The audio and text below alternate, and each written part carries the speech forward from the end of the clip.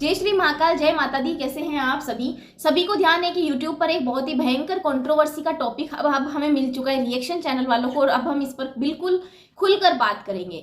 सचिन भैया और नेहा दीदी के बीच में हाल ही में कुछ कंट्रोवर्शियल चीजें सामने आई हैं, जो कि और ज्यादा सामने आएगी जब सचिन भैया दोबारा लाइव आएंगे या नेहा दीदी की तरफ से जो भी सारी चीजें सामने आती हैं। लेकिन नेहा दीदी के भाई ने किसी को कमेंट के रिप्लाई करते हुए इस बात का जवाब दिया है कि जो सामने वाले हैं यानी सचिन भैया तो है ही कंट्रोवर्सी करने वाले इंसान, हर जगह कंट्रोवर्सी करते हैं। तो मैं ये मानती हूँ कि जब आप लोग ये कहते थे कि हमने यूट्यूब से ये रिश्ते कमाए हैं, तो आज वो इंसान कंट्रोवर्शियल कैसे हो गया, आज वो झगड़ा करने वाला इंसान कैसे हो गया? अगर आपके घर में उनके तरफ से बहुत अच्छे अच्छे तोहफे आए हैं, आप लोग खुद उनकी बहन के ससुराल बेंगलोर तक में आप लोग जा चुके हो, तो क्या आपको तब नहीं पता चला कि ये फैमिली कंट्रोवर्सी वाली है? मैं नहीं कह रही कि कंट्रोवर्सी वाली है। नेहा दीदी के भाई ने खुद कहा है कि परिवार कंट्रोवर्शियल परिवार है, इनके परिवार में तो खुद 5-5 चैनल है, ये बहुत अच्छी बात है। और मुझे भी ऐसा लगता है कि एक फैमिली में एक ही चैनल हो, व्लॉगिंग चैनल अगर एक ही हो तो बहुत बेस्ट है। लेकिन अगर अब सचिन भैया के घर में 5-5 व्लॉगिंग चैनल्स है, तो वो उनके फैमिली की प्रॉब्लम्स है कि वो क्या दिखाते क्या नहीं दिखाते। लेकिन आपने जिस तरीके से अब उन्हें कंट्रोवर्शियल बोल दिया, तो क्या ये पहले नहीं दिखाता? ये बात मैं कह रही हूँ नेहा दीदी के रियल भाई से, यानी कि अभय भैया से।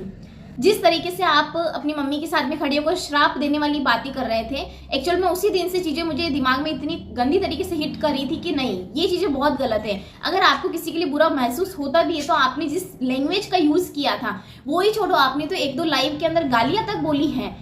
कुछ रिएक्शन चैनल से आप उनके वीडियो रिश्तों का रॉक स्टार, आप वहाँ जाकर ये वीडियो देख सकते हैं कि अभय भैया ने लाइव में आकर गालियाँ तक दी थी। तो अब हम इन्हें 1 मिलियन तक पहुंचा रहे हैं। अब हम इनसे सीखेंगे कि आप लोग पहले ये सोचो।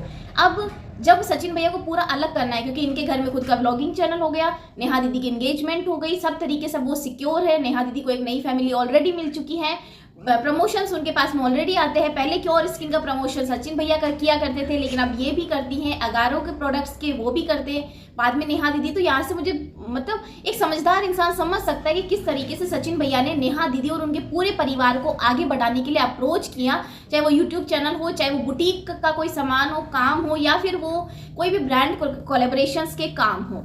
एक सबसे बड़ी बात और कि जब नेहा दीदी ने अपना ये जो नया सेकंड वाला जो बुटीक ओपन किया था, तब सचिन भैया खुद गए थे, और जो भी ये बैनर वगैरह होते हैं, ये प्रिंट करवाना, डिज़ाइन प्रिंट करवाना, फर्नीचर्स वगैरह के बारे में नेहा दीदी ने खुद व्लॉग में बोला है कि सचिन भैया ने आकर डिज़ाइंस फाइनल करी है, सचिन भैया ने इतनी सारी मदद हमारी करी है। तो जब आपको ज़रूरत थी तब आपने सचिन भैया का इस्तेमाल किया, ये बात मैं भी एक्सेप्ट करती हूँ अब। और उसके बाद में जब आपको लगा कि नहीं, अब अगर मुझे बुटीक में कोई भी काम पड़ेगा तो मेरे फियांसे है, सुमित जीजू है आपके पास, ये चीज़ बहुत गलत है। अब आपने भाई बहन के रिश्तों को पूरी तरीके से बदनाम कर दिया।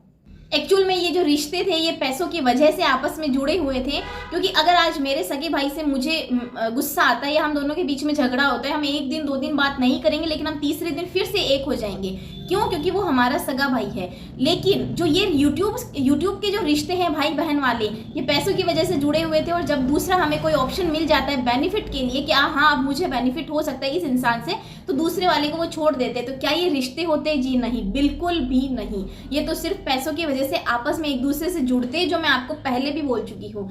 अब मैंने बहुत अलग अलग वीडियोस में देखा है कमेंट सेक्शन में कि नेहा दीदी के चैनल को अनसब्सक्राइब किया जा रहा है।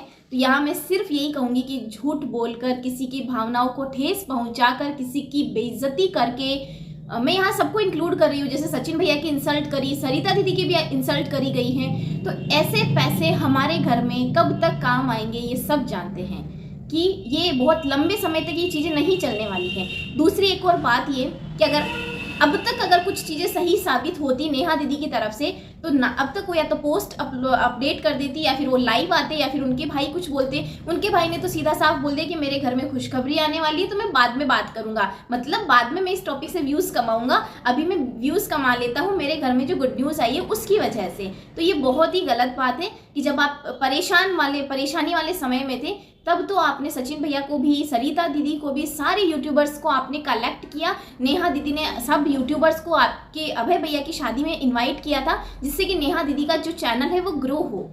उसके बाद में शाश्वत भैया और ऐसे कई सारे यूट्यूबर्स उनके परिवार में वहाँ शादी के टाइम पर पहुँचे, और इसका बेनिफिट मैंने सीधा सीधा देखा है कि उनका जो चैनल था वो बहुत अच्छे से ग्रो हुआ, और सिर्फ इसे एक टैग पर कि अबला नारी है, इसके साथ इतना बुरा हुआ है, लेकिन फिर भी ये आगे बढ़ने की कोशिश कर रही है। तो ये चीज़ें बहुत गलत है। किसी की फीलिंग्स को हर्ट करके रिएक्शन चैनल वालों को श्राप देने के बाद में अगर आप इस तरीके से आगे बढ़ते हैं, कोई भी हो, वो सिर्फ एक अकेले यूट्यूबर की मैं बात नहीं कर रही, चाहे वो कोई भी हो, अगर आज आप दूसरे फील्ड में भी जॉब करते हो और वहाँ पर भी आप बेईमानी करते हो, तो उसका जो फल है वो आपको ऊपर वाला एक दिन जरूर देगा। यहाँ पर बहुत सारी चीज़ें सामने आई है नेहा दीदी की तबीयत को लेकर कि, और ताशी अगर बीमार होती तो कैसे मामा है ये, इस तरीके से करके बहुत सारी चीज़ें जो आप सचिन भैया के लाइव में जाकर देख सकते हैं। नई नई चीज़ें वो और हमें बताते रहेंगे, लेकिन एक ही बात एक्चुअल में दिमाग में फिट करनी है कि खून के रिश्ते खून के होते हैं, और दूसरी बात पैसे कमाओ तो ईमानदारी से। आज मैं भी मेरे चैनल पर 10 बातें झूठी अगर आकर बोल दूँ, ये है वो है ये है वो है, मेरे पास एक बार व्यूज़ आ जाएंगे, लेकिन उसके बाद मैं लंबे समय तक मैं इस लाइन में, मैं किसी भी फील्ड में पैसे नहीं कमा सकती। तो ये सेम बात है, हम सब पर लागू होती है कि पैसे कमाओ ईमानदारी से, भले आप 2 रुपये कम कमाओ। अब खैर मैं इसमें अब ज़्यादा नहीं बोल सकती, क्योंकि जब हम बोलने लगते तो बहुत सारी चीज़ें दिमाग में आती। मैं नहीं चाहती कि मेरी किसी भी बातों से किसी का भी दिल दुखे। अगर किसी को कुछ भी गलत लगा हो तो आई एम रियली सॉरी। मिलती हूँ मैं आप सबसे नए वीडियो में, तब तक आप सब अपना ध्यान रखें, पॉजिटिव रहे।